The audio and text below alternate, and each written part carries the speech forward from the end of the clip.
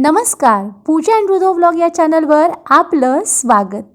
घरच्या घरी तुळशीचा विवाह कसा करावा हे आज आपण ह्या व्हिडिओमधून जाणून घेणार आहोत. वेळ न घालवता व्हिडिओला सुरुवात करूयात, पण त्याआधी आपल्या चॅनलला फॉलो करायला विसरू नका. कार्तिकीय एकादशीनंतर सगळ्या मंगल कार्यांची सुरुवात केली जाते. तुळशी विवाह केल्याने कन्यादानाचे पुण्य प्राप्त होते अशी मान्यता आहे.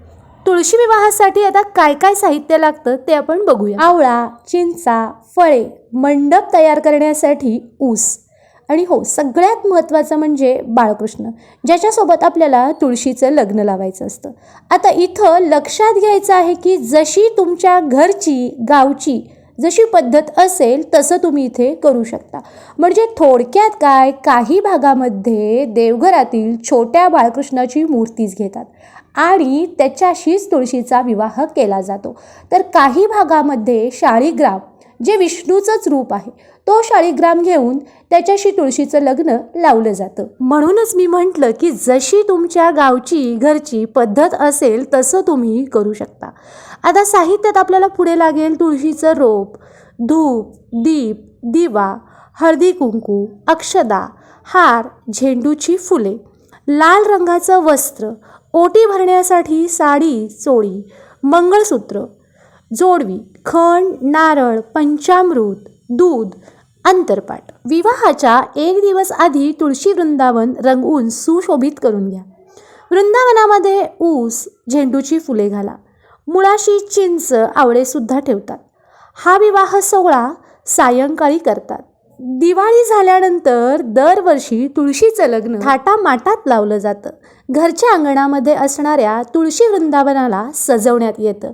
तुळशी वृंदावन तसंच कुंडी रंगवून त्यावर राधा दामोदराचं चित्र काढण्यात येतं. आता फ्लॅट संस्कृतीमध्ये अनेकांना तुळशीला आपल्या बाल्कनीत ठेवावं लागतं, त्यामुळं तिथंच लग्न लावलं जातं.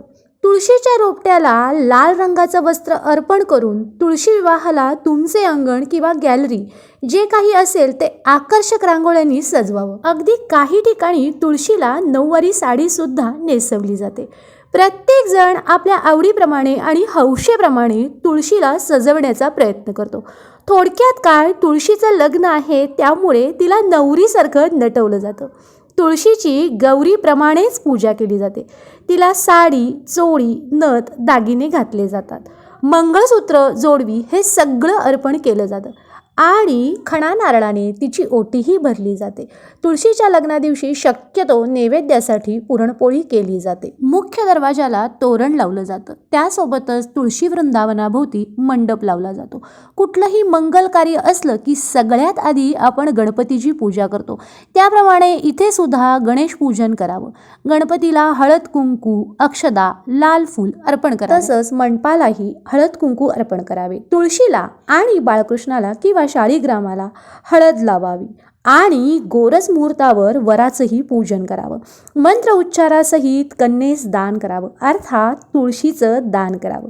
मुहूर्तावर बाळकृष्ण आणि तुळस या दोघांमध्ये अंतरपाठ धरून मंगलाष्टक म्हणून त्यांचा विवाह लावावा. त्यानंतर दान दक्षिणा अर्पण करून सर्व आप्तेष्टांनी मिळून भोजन करावं. तुळशीचा विवाह केल्याने भगवान विष्णू आणि माता लक्ष्मी प्रसन्न होते.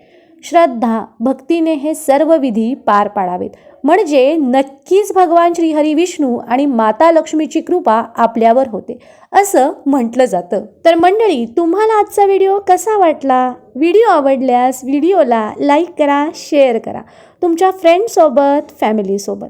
आणि हो, नव्याने कोणी आपले व्हिडिओ पाहत असतील तर पूजा अँड रुधो व्लॉग या चॅनलला आठवणीने फॉलो करा. भेटू लवकरच नवीन अशा छानशा व्हिडिओमध्ये. तोपर्यंत श्री स्वामी समर्थ.